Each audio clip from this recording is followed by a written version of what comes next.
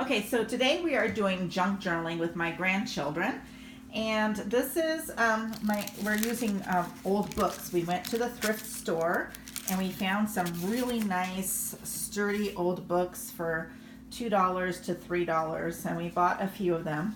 And this is the one that he is using.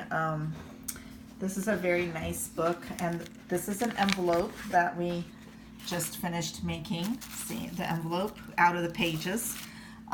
This is his painting that he's been doing. So these are double. We're going to create signatures out of these later on.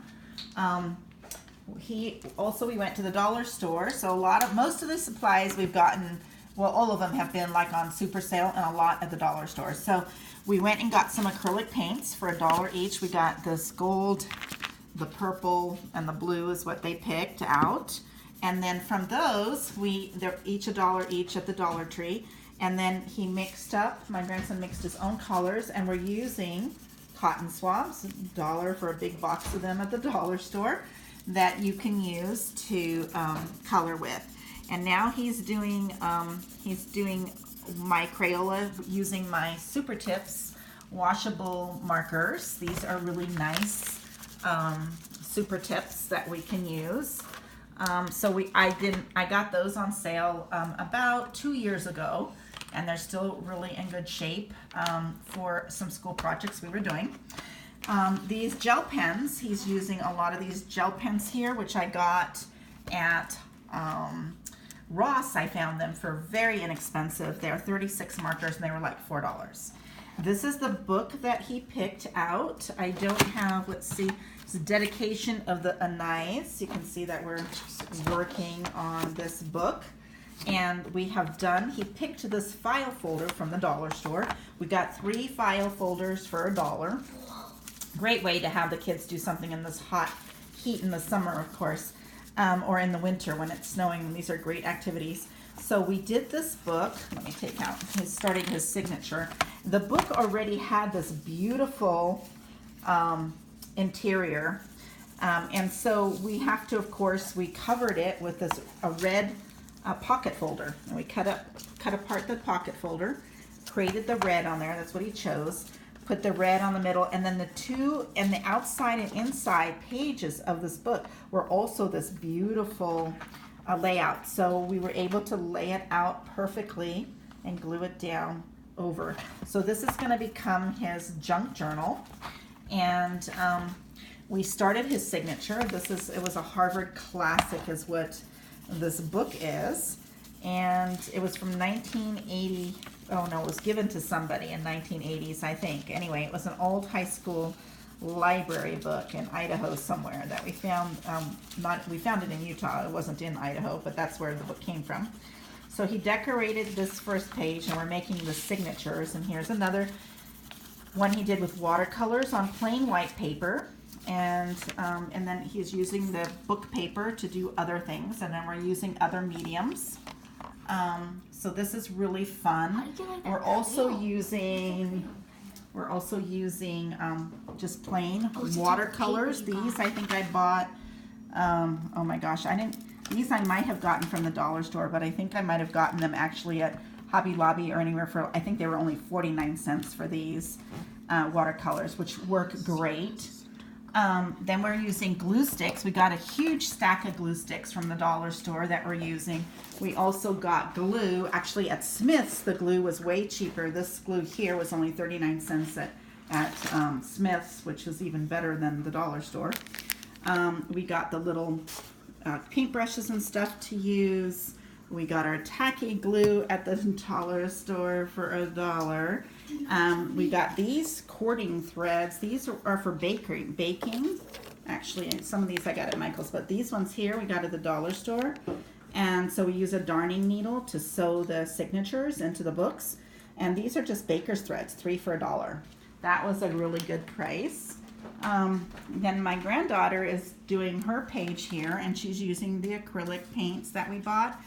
And then we also I brought my washi stash with me this time so they can actually, use some of those.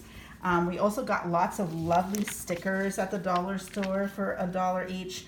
And then over at the at Savers in Orem, Utah. We got this really nice paper, and then Michael's was having a sale, of course, and so I bought lots of the different paper pads and stuff for them to choose to use different things in their book. And then for their white paper, we just using these. Oh, I also bought wax paper to keep the mess down. We use the wax paper underneath. You can see underneath the projects, so we're not getting the tables dirty. And then we have this paper that we got from the dollar store as well. So you get 40 sheets, which is plenty for the two.